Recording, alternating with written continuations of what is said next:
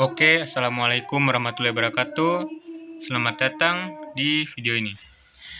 Jadi, sebelumnya perkenalkan, nama saya Rahmat Gifran Hasan, mahasiswa Teknik Informatika Angkatan 24 dengan NPM 073524111061. Jadi, tujuan saya membuat video ini adalah untuk memenuhi tugas dari mata kuliah Arsitektur dan Organisasi Komputer. Jadi tema pada video ini adalah perkembangan komputer. Jadi saya akan membahas perkembangan komputer dari zaman ke zaman. Oke, jadi saya akan membahas perkembangan komputer dari masa ke masa. Komputer yang awalnya hanya alat perhitungan sederhana, kini telah menjadi bagian tak terpisahkan dari kehidupan sehari-hari.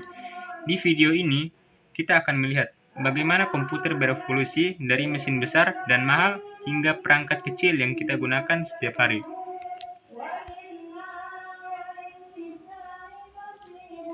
Kita mulai pada sejarah komputer. Konsep komputer pertama kali dicetuskan oleh seorang ilmuwan bernama Charles Babbage pada abad ke-19.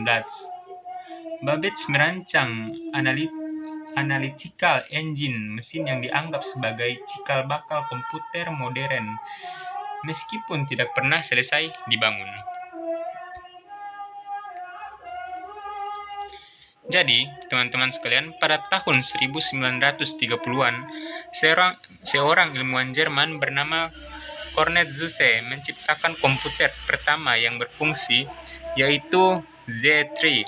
Tapi komputer yang lebih dikenal sebagai yang pertama di dunia adalah ENIAC, yaitu yang diciptakan pada tahun 1940-an.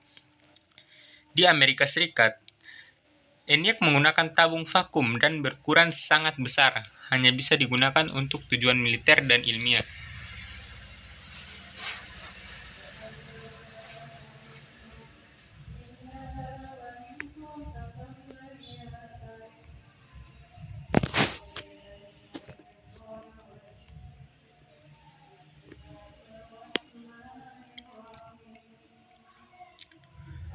Kita lanjut.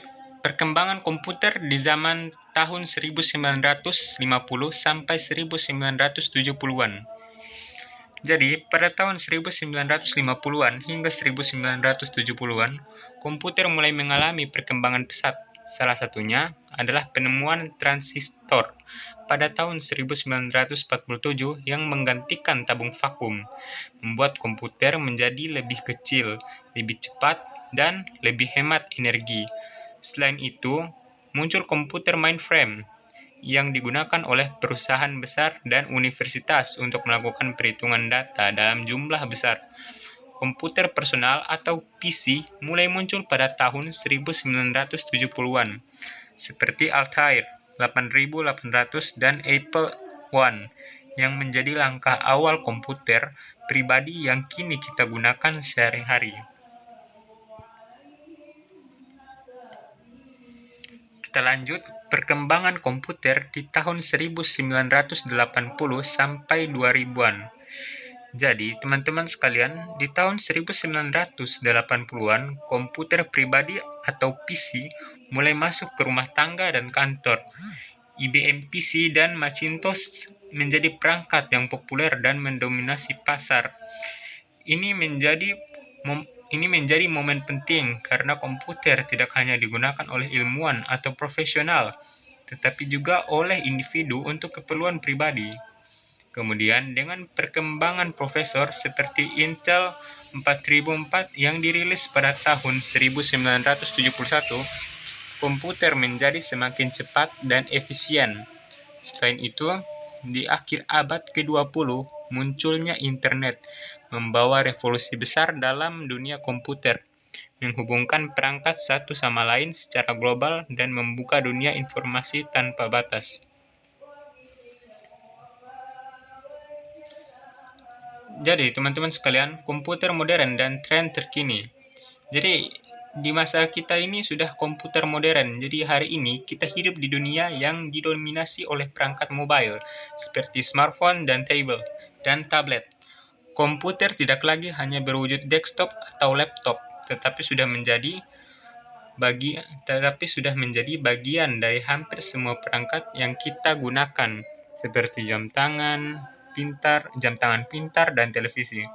Selain itu, teknologi cloud computing memungkinkan kita untuk menyimpan dan mengakses data secara online tanpa perlu memiliki perangkat penyimpanan fisik yang besar.